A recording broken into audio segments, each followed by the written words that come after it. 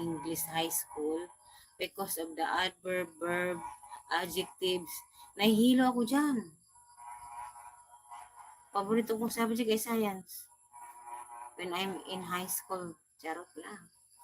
Science talaga. Hindi ko paborito yung English. Ang baba ng grade ko dyan. Some sugar, boring. Oo, budburin ng asukal.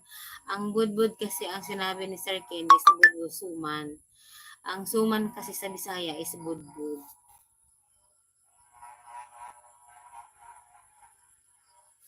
Ang suman kasi sa Bisaya is budbud, sir.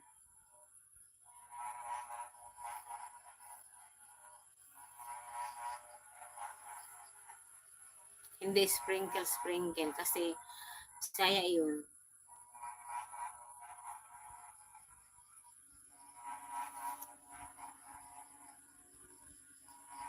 For viewers,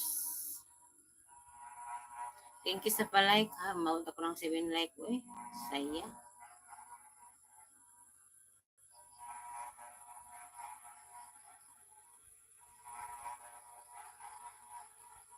In Bisaya, lots of words ends is man.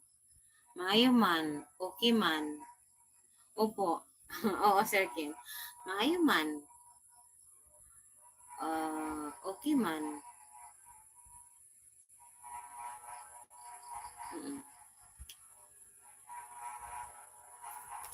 5 viewers and 7. Hello po.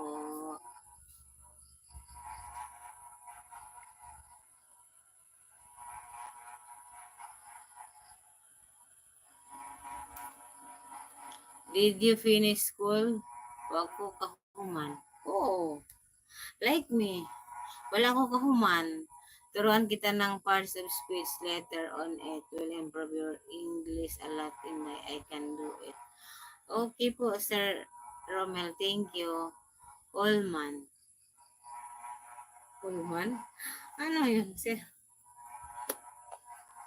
5 viewers and 7. Hello, guys. Allman. Ano yung Allman? Everything ends with man. Oo nga po. Grabe yung mga Bisaya, sir? Iba-iba yung mga salita. Dami. Ang Pilipinas naman siguro at ang maraming mga salita. Bisaya, Tagalog, maayo man, wa ko kahuman, okay raman. Mo gyud. Ingana gyud sa Bisaya. Sir Ken, Bisaya gyud ka ba? Bye for now, letter Ken. Bye for now, letter Ken. Okay, Sir Romel, bye-bye po. Baka may gagawin ka po. That's how I learn. Take care, Romel, bro. Okay. Si Sir Romel may gagawin yan. Busy-busy na naman yan kasi anong araw sa inyo, di ba? Anong oras ba ngayon sa inyo, Sir Ken? Sir Ken, anong oras sa inyo ngayon? What is the time?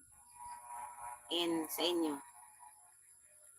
Mag-English sana ako, Sir Ken. Kaso lang, talaga yung English ko, sobrang hirap.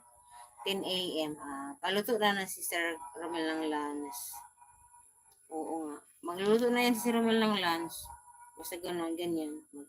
Busy-busyhan na yan. 3 viewers.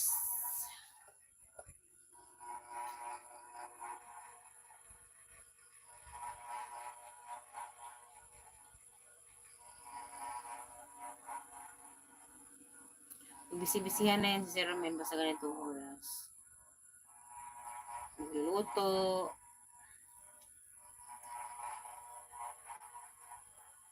Ang Pilipinas ngayon, tulog na. Ako lang ang gising.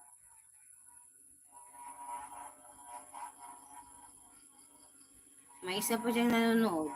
Nandyan lang.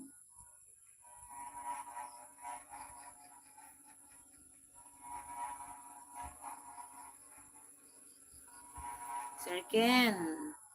18, 19, 21, 22, 23.